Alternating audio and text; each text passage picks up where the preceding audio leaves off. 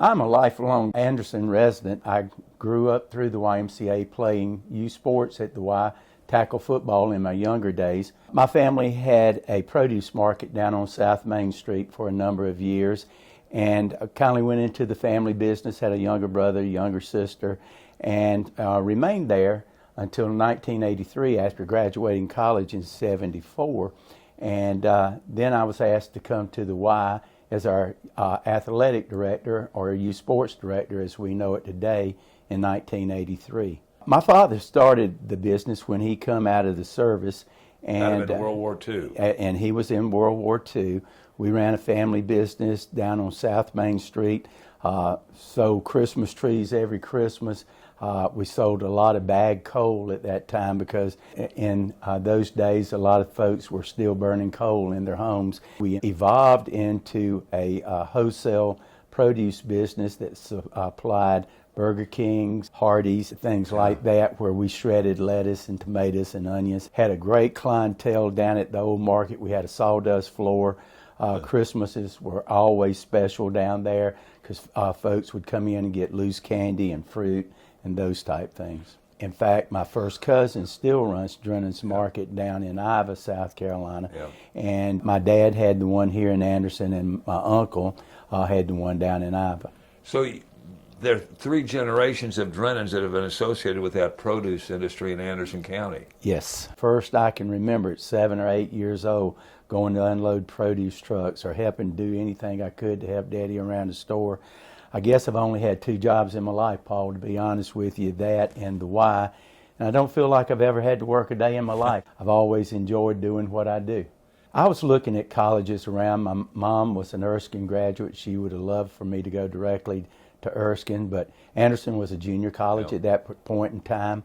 I went to Anderson Junior College, walked on at the basketball program out there, and made the team. Looking back on your time at AU and what you've seen it become today, how surprised are you? It's phenomenal. Evans Whitaker has done a great job at Anderson University. Where it has evolved from where I was in the early to mid 70s, it's just astronomical, and the growth that they've had in all realms.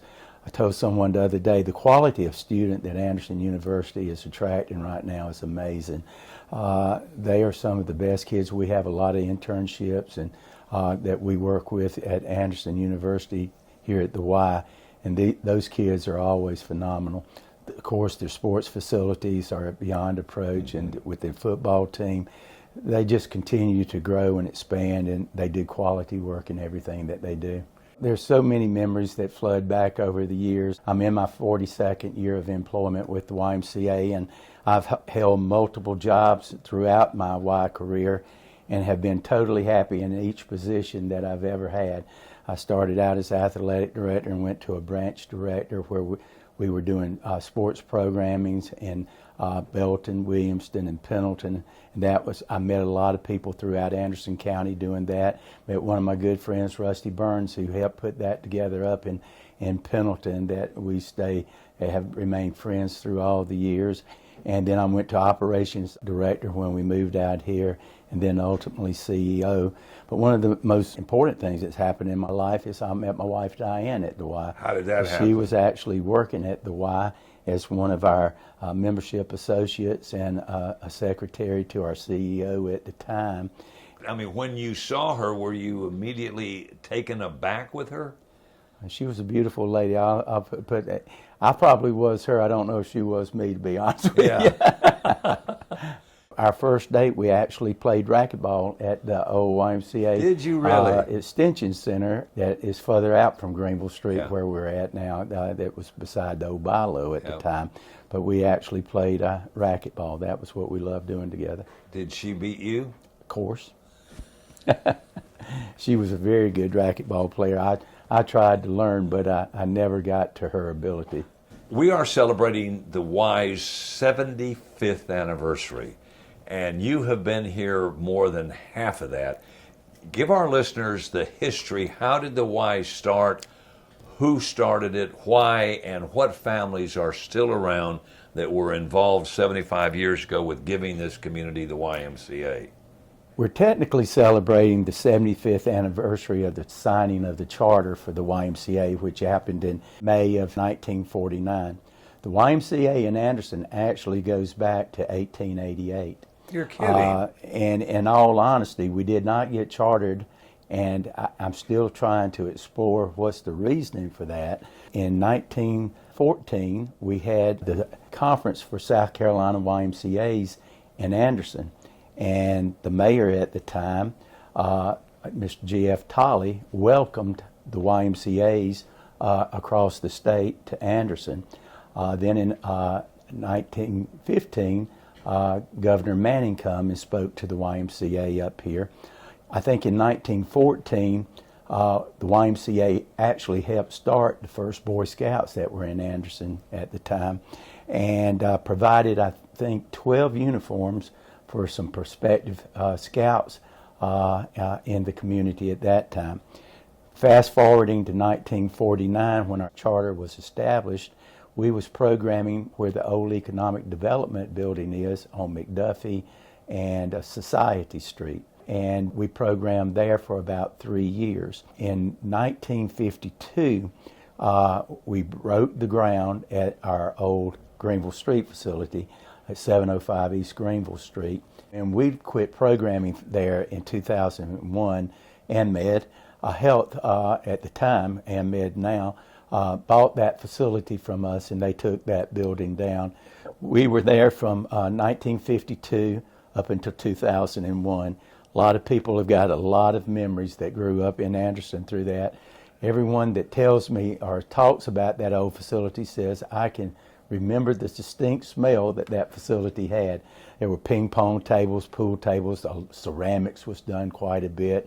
All of the local civic clubs hosted or sponsored football teams, youth football teams at that time, and grew up through that. We were very limited in our membership capabilities, to be honest with you, at the old facility.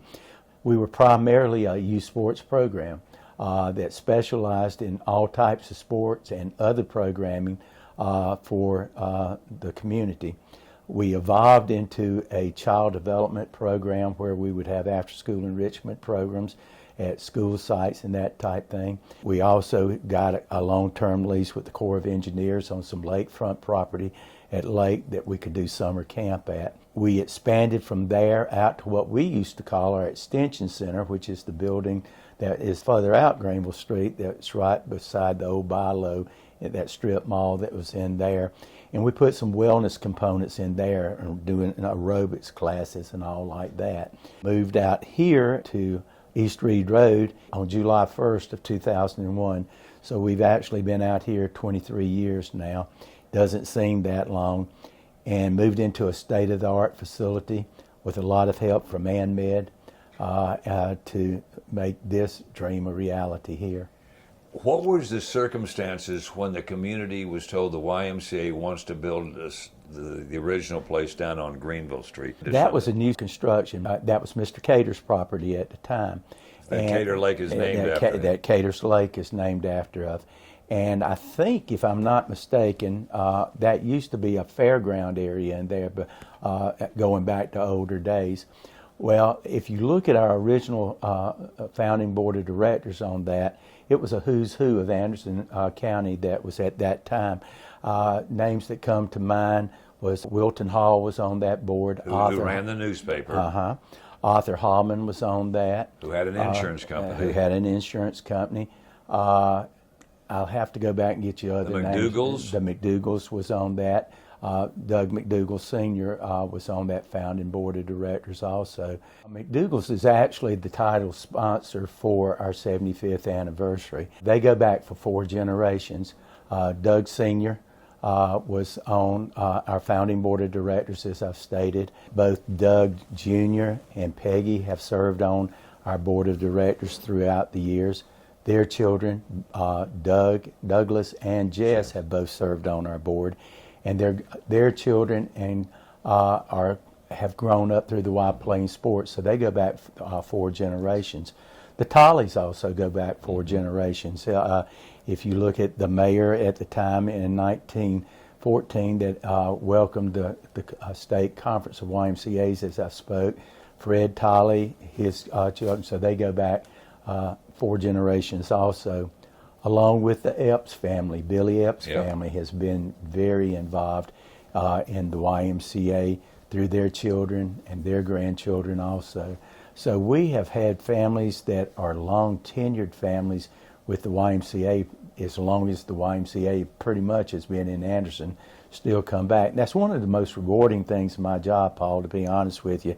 I started out as a youth sports athletic director. To see those young children at that time grow up, become young adults and business leaders in Anderson County, and come back to serve on our board, coach their children.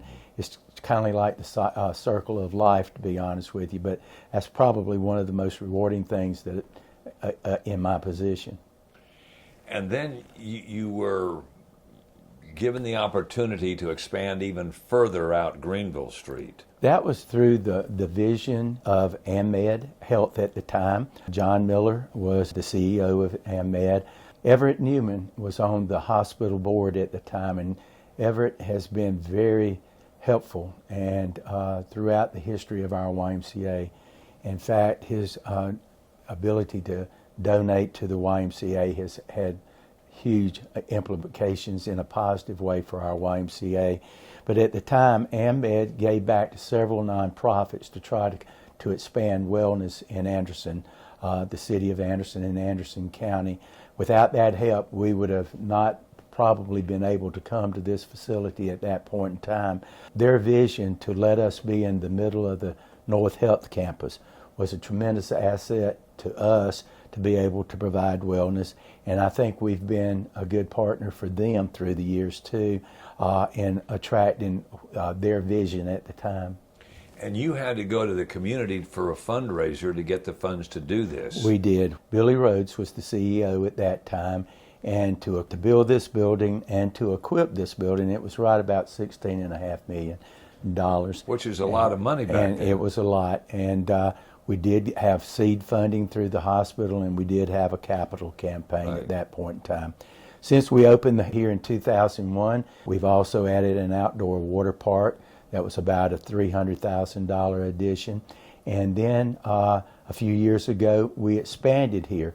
Our original footprint when we moved here was about 96,000 square feet. It's hard to believe, but a renovation of our front desk membership services area. We're now currently one of the largest single unit YMCAs in the entire Southeast. Really? We have a little bit over 116,000 square foot facility here.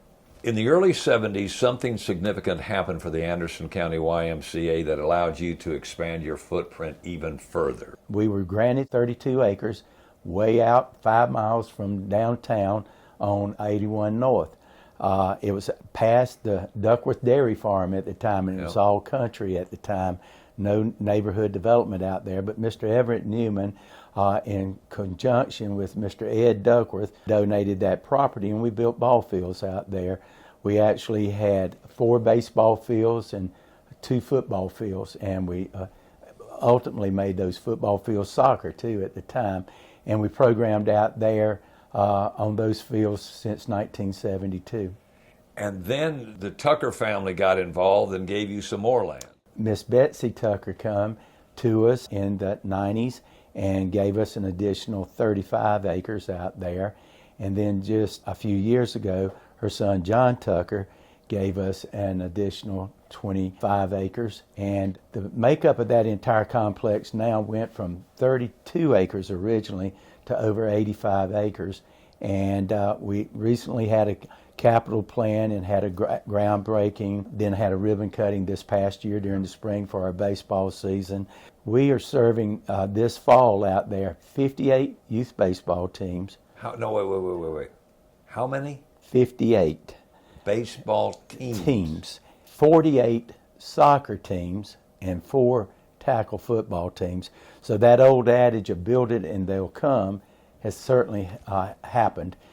We also have a partnership with Anderson School District 5 out there that built a separate venue as a cross-country course that is the home for District 5's cross-country teams, both Hannah and West Side, and we're attracting crowds from all over the state and the region for cross-country meets.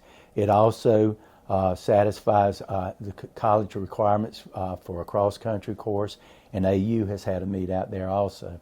This past summer, we reached over 12,000 heads, which is 12,000 actual members. We are a little bit different from some other Ys in metropolitan areas in South Carolina.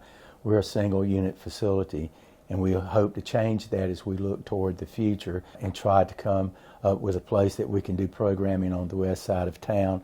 I think we're fourth in size of YMCA's right now, but single unit facility, we're the largest. The ones we are behind would be Greenville, Spartanburg, and Rock Hill, which have multiple branches. I believe genuinely that the YMCA has an opportunity to change a life and a person every day. Our mission is to put Christian principles into practice through programs that build a healthy spirit, mind, and body for all. We don't turn anyone away because of their religious beliefs or anything, but we don't sacrifice our Christian beliefs either. And I think we service people from the cradle to the grave, in all honesty. Since we've moved out to our current facility in 2001, we have seen a huge influx of senior population, and I have people constantly tell me the social component for them is just as important as the physical component. And it's just really rewarding. I'm very passionate about it. I couldn't imagine myself doing anything else. I love the YMCA. It's made such a tremendous difference in my life, and I do genuinely believe we affect lives in a positive way every day here. No question about it.